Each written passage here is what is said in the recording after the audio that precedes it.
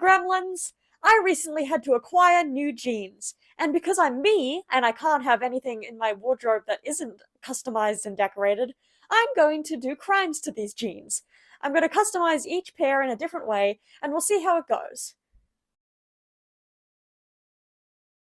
So this isn't a pair of jeans. The first method I'm using is bleach stenciling using foliage I collected, and because I've never used this method before, only seen it on Instagram Reels, I wanted to test this method on some plain t-shirts first. And it is a good thing I did, because what I thought would be an easy process turned out to be a multi-day frustration. When I did bleach painting on the channel before, I used liquid bleach and got some fantastic results. You can watch that video here. However, after moving with that liquid bleach and damaging the bottle so it leaked, I now only keep bleached tablets in the house for safety. And I've never tried using them before for bleach staining, so I could not for the life of me get the ratio of the tablet to water correct.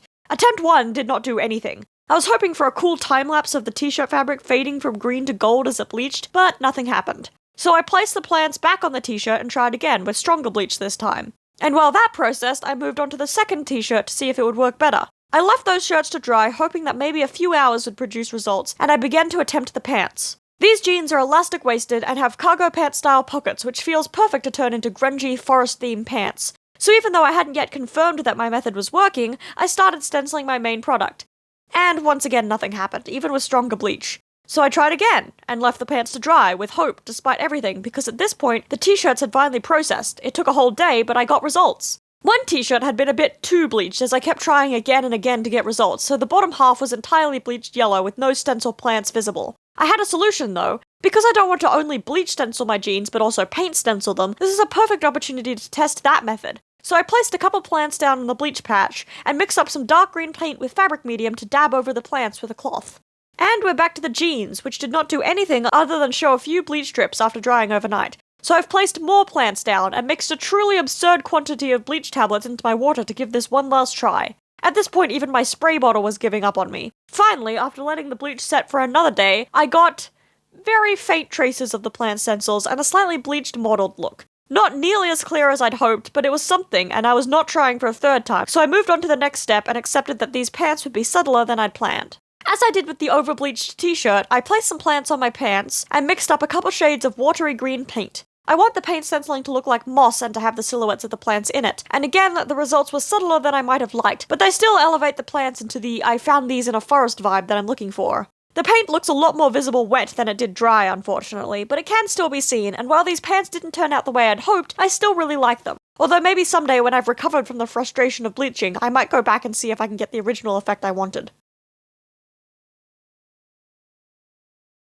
Now to a pair of jeans that I can predict the outcome of customization much more accurately. The second pair of jeans are wide-legged, and I'm adding a fabric patch to the back pocket and some embroidery to the front. Not too much customization, for me, but enough to make them visually interesting. The fabric was originally bought to make a waistcoat out of, but I have yet to get around to that project, and the patches I'm cutting out from it shouldn't be so much that I can't still eventually do something else with it. It's grey, patterned with white skulls and green vines, which fits my vibe perfectly, I think. First, I cut out a pocket-shaped patch with seam allowance and then pinned it directly to the back pocket, folding in the raw edges so that it will last. I've used this method before when I was making my forest punk overalls, and I've improved my method since then. I'm basically whip-stitching the edges of the patch to the edge of the pocket, a fairly simple method that I definitely recommend for easy pants customization. When I was in high school, I set myself the goal that every item of clothing I own, other than socks and underwear, would be customized. I haven't quite hit this goal, but I'd say about 80% of my wardrobe is customized, some pieces more obviously than others. And most of the time, when I'm in thrift stores shopping for clothes, I look for potential projects rather than ready-to-wear outfits.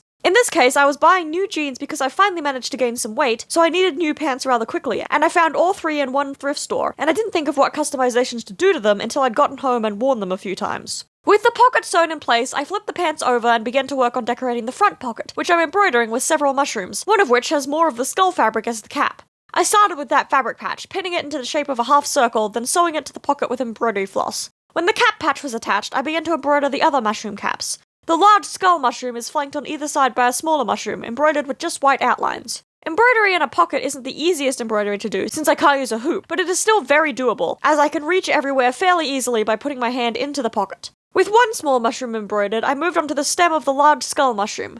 Finally, I embroidered the final mushroom. These pants are designed to fit both with my more alternative style with the skulls and black color scheme, and with my more foresty style with the vines and the mushrooms.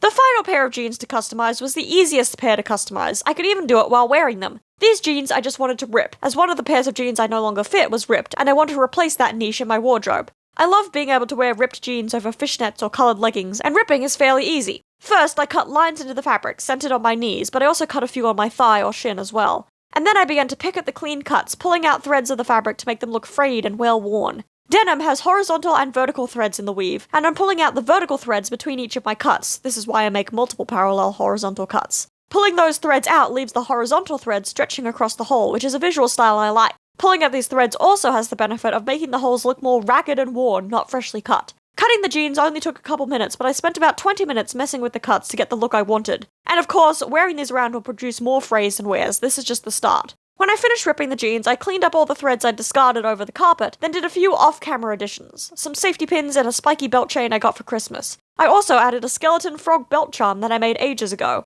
And finally, all 3 sets of jeans are done and ready to reveal, which I filmed on a day where I'd come home early from class due to a disability flare and was struggling to stand, yet didn't want to waste the daylight. I'm not good at letting myself just rest.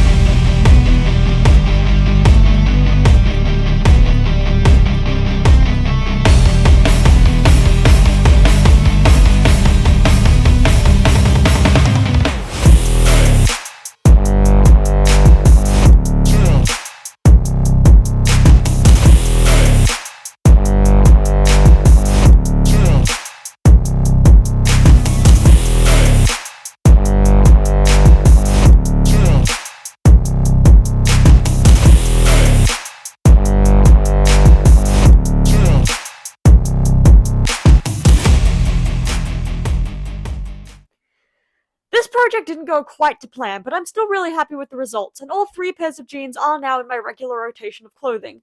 I especially like the ones that were the most pain to make, the bleached jeans, which, although they didn't turn out quite like I wanted them to, are really comfortable, and I do like the grungy, kind of distressed look that they have. Anyway, until next time, bye!